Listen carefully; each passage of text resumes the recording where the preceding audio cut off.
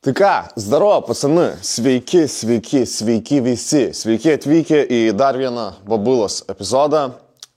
Turiu du sparnus, kuriuos reikia nudažyti. Tai šie sparnai nėra nauji, jie bus naudojami sportui, driftui berods. Tai mano darbas kaip yra tik tai juos ir nudažyti ir įsivaizduoti, kad jie yra nauji. Tiesiog pasiruošiam ir nusidažom. Tai pabandysiu parodyti jums, kaip visą tai aš darau. Nuo A iki Z. Ir, žiūrėkit, hebra, šiaip iš verslo pusės tai stengiamės kiekvienais metais patobulinti savo dažymo kokybę. Pas mus yra viena nedidelė naujiena. Pagal Maikę galbūt kažkas supras. Bet kol kas dar ne apie tai. Tai žodžiu, turim du sparniukus. Dažysiu aš juos šlapias ant šlapio būdu. Viską jums papasakosiu, kaip ką darau. Ir pasižiūrėsim, kas čia mums su jais gausis. Nuo ko dabar pradėsim? Ogi, pradėsim dabar nuo šveitiklėlės. Pasijėmė 600 šveitimo diskelį, šveisime su mašinėlė. Dabar mūsų, sakykime, darbas yra, kaip jie ale nauji. Mums dabar reikia juos susilyginti, kuo įmanoma, jie būtų lygesni, tai taip, sakykime, gamyklinė kerzą susilyginti, nes jie yra kerzavoti. Tai mums reikia, kad būtų paviršius kuo įmanoma lygesnis. Ir galbūt dar kažką minimaliai prasišpakliuosim, galbūt, nežinau. Pasižiūrėsim. Tai ką, nieko nelaukiam, imam mašinėlį rankas ir susišvyčiam. Važiuojam.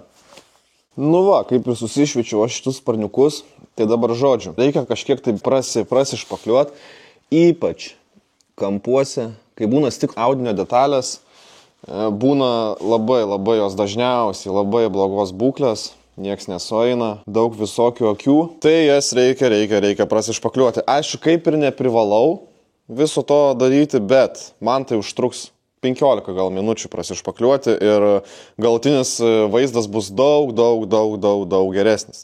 Tai va, tai ką, hebra, špakliuojuosi ir tada maišysimės dažus. Kol dabar mūsų glaistas džiūna, ką šiek tiek prasitepliojau, dabar galim biškelį pakalbėti apie mūsų naujieną. Kaip ir minėjau, kiekvienais metais stengiamės kuo įmanoma labiau gerinti tą dažymo kokybę visą, palengvinti savo darbą. Tai šiais metais jau turim ir spektrą, kas matė tikriausiai dažų parinkimui, kuriuos šiandien nenaudosim, nes, kaip ir minėjau, turim dažų kodą ir neturim jokio pavyzdžio. Kitas dabar dalykas, kurio labai seniai norėjau, kažkur apie metus gal laiko, tai yra antistatinis pistoletas. Iš karto noriu labai stipriai padėkoti Karus LT komandai, kuris suteikė tikrai labai neblogas nuolaidėlės, neblogas sąlygas įsigyti šį daiktą ir padėjo mums jį įsigyti. Jeigu kažkam kažko reikia, galite užmesti akį, pas juos tikrai būna gerų nuolaidų. Jeigu dar pasakysi, kad nuo Babulos YouTube'ės, sakė, nemokamai viską atiduoda.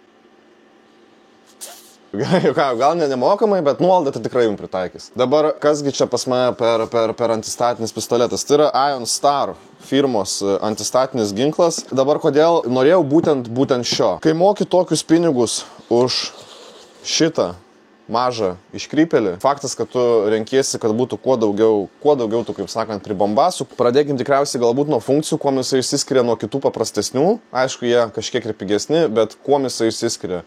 Tai pirmas dalykas, kad skaitosi kaip ir išmanus, tai nebereikia reguliuotis jokio oro srauto, matosi per šią lemputę. Antras dalykas, ką jau parodysiu kameroj, tai šviečia, lazeris šviečia. Ion Star pats ženkliukas, kuris ne šiaip cool dalykas, kad šviečia, bet atstumą gali pagal jį šiek tiek reguliuotis. Dar vienas dalykas, labai plati skylė orui pačiam, tai daug greičiau neutralizuojasi visas statinis krūvis, kai ko negali pasakyti apie kitus pistoletus, tenai labai silpnai pučia ir ilgai visą tai užtrunka. Faktas, kad dabar kažko tai labai apie jį nepakomentuosiu, galėsiu pasakyti, ar geras daiktas ar ne, po pusės metų, po metų galbūt, bet galėsim šiandieną jį prasitestuoti. Poveikis pats geriausias yra ant plastikinių detalių, bet kiek žiūrėjau, jį naudoja dažytojai visur ir visada. Tai žodžiu, pasiėmiau iš Karuso patį antistatinį ginklą, dar jam dėžutę specialią skirtą, magnetinę, kad prisisegiai kamerą jį tiesiog paėmiai, pasiėmiai, neapdulkės jisai ir viskas bus good. Tai va, tai pasižiūrėsim, kaip šitas daiktas veikia. Ar atitiks jisai mano lūkesčius? Manau, kad atitiks. Pagrindinė jo ši funkcija yra nuimti statiką, neutralizuoti statiką, statinį krūvį. Daug ko pasakoje turėtų būti mažiau dulkių, spalva geriau atitikti, kai būna dažnai atvejai, kad bumperiai skiriasi, sakykime, kai nudažai skiriasi nuo skardinių dalių, dėl to, kad jisai turi ne tik tai ten temperatūrų skirtumas, bet ir statinis krūvis yra kitoks negu skardinės dalies. Dėl to metalikai perlai visai kitaip ant jo sugula ir gali skirtis šiek tiek ta spalva, ko su šitu ginklu turėtume išvengti visos šios problemos. Tai vad ką, maišomės dažus, dasišveičiu sparnus, nešamės viską į kamerą. Dažysiu su Satos X5500 pulverizatoriais. Dabar šlapės ant šlapio kokį gruntą naudosiu. Mipas F37. Visada jį naudoju naujom dalim. Realiai 99% būna retkarčiais epoksidinį naudoju šlapės ant šlapio gruntą. Patinka man jo tiek kaina, tiek kaip jisai dirba, išsilieja, džiūvimo laikas, viskas su juo yra labai good. Tai va, mažiau šnekų, daugiau darbų. Važiuojam.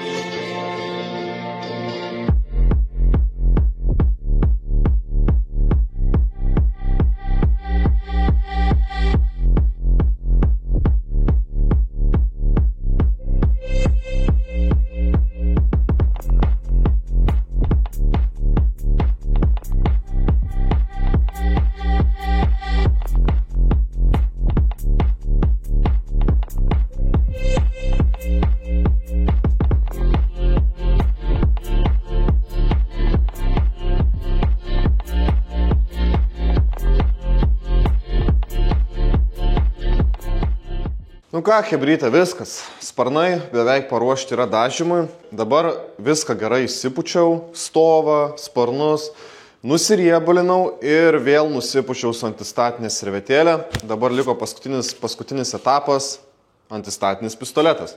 Dabar pasižiūrėsim, kaip jisai veikia. Įdomu šiaip man pačiam, kaip nusidažy šitie sparnai, nes būklė jų tai ne iš geriausių. Nu, bet pasižiūrėsim. Ir jūs pamatysit, kaip atrodo va, tokie va, stiklo audinio, stiklo pluošto sparnai, be jokio ruošimo realiai, be nieko. Tai va, tai dar nepamirštam, kad dar kažkiek tai aš prasišpaklinau juos kai kur, nes čia būtų iš vis tragedija. Tai va, ką, turim dabar antistatinį pistoletą, jam aišku reikia oro. Turim orą. Pasijungiam aišku jį. Pirmą kartą jungiu. Oh my god. Šiaip aš esu jau bandęs antistatinį pistoletą, tai iškart koks skirtumas, kad jisai pučia, konkrečiai pučia. Realiai net nereikia paprasto nuputėjo, labai stipriai pučia. Kiek bent jau bandžiau prieš tai ten jisai nusisioja, nepučia. Nežinau, ar matosi. Yra indikatorius šitoj vietoje, kuris mums rodo oro srautą, ar gerai, ar blogai.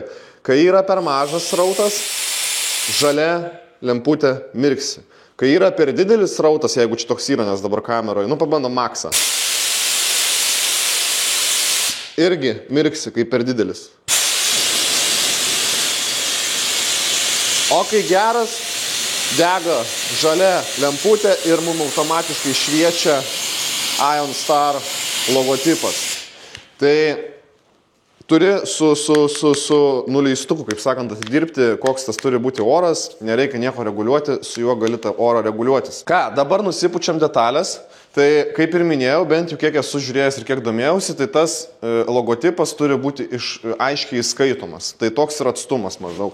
Geras, nežinau, 1,5 sprindžio. Va. Ir taip dabar nusipučiam abi dvi detalės ir dar save kažkiek tai nusipučiam. Jeigu būtų mašina, dar aplinkui kažkiek tai po metrą mašinos reikėtų visą tai nusipūsti. Aišku, aš pilnai suprantu, kad tai nėra kažkoks tai aukso luitas, svarbiausia yra švara ir dar kartą švara, bet turėtų mums padėti tą švaresnį rezultatą jisai įvykdyti. Tai dabar nusipučiam viską. Ir viskas, maišomės gruntą. Tai gruntas, kaip ir minėjau, šlapės ant šlapio, užsimaišom ir tada žiūrim, kas čia mums gaunasi, jau iš kameros niekur nelakstysim.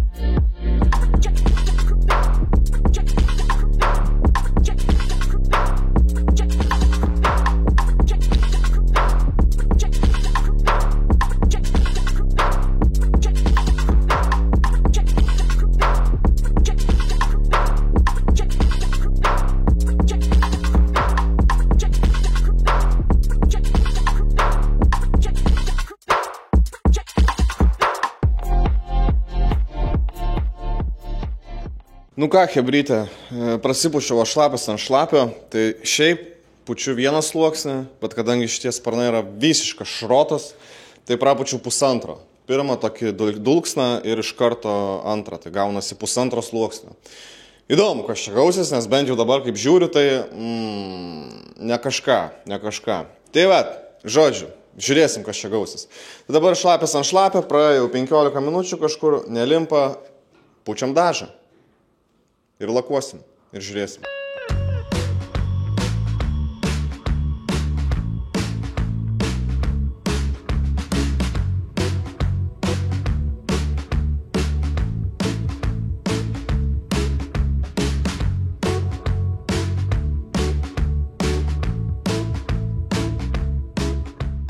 Nu ką, hebrytė, viskas nudažyta, dabar atėjo lako eilė. Tai žodžiu, nusidažė viskas kaip ir gerai, bet stiklo audinio detalės, daug turime kučių, nemažai. To ir galima tikėtis, faktas, kad tokios būklės sparnus jau čia ne šlapės ant šlapio reikėtų dažyti. Šlapės ant šlapio dažosi tik tai idealios būklės dalis, naujos, bet ne išlieti šitie stiklo pluošto sparnai. Tai kiek įmanoma jų, aišku, sugaudžius, užpakliavau, aišku, kad jų ir liko. Va, viena matosi tokių akučių. Daug akučių. Tai faktas, kad didžioji dalis jų pasislėps lakuojant, bet ir kažkiek tai liks. Nėra tragedija, viskas čia gud, bet, nieko nepadarysim. Tai va, tai ką, traukiam pūliką, vėl su antistatiniu pistoletu viską nusipučiam ir lakuojam. 2 sluoksniukai, viskas kaip ir pagal planą. Žiūrėsim, kas čia gausis. Ir žiūrėsim, kiek čia tų akučių pasislėps.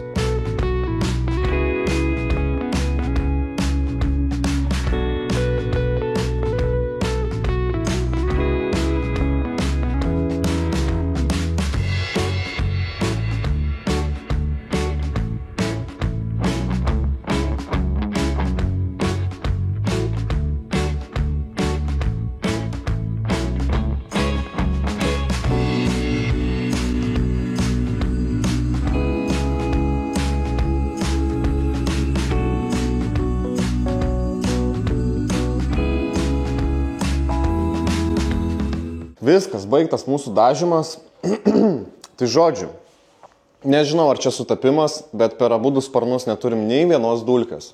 Aišku, sunku labai spręsti iš vieno dažymo, jau pilną nuomonę susidarysiu po tikrai ilgesnio laiko, ar labai veiksmingas daiktas ar ne, bet bent jau šis dažymas yra nei vienos dulkės.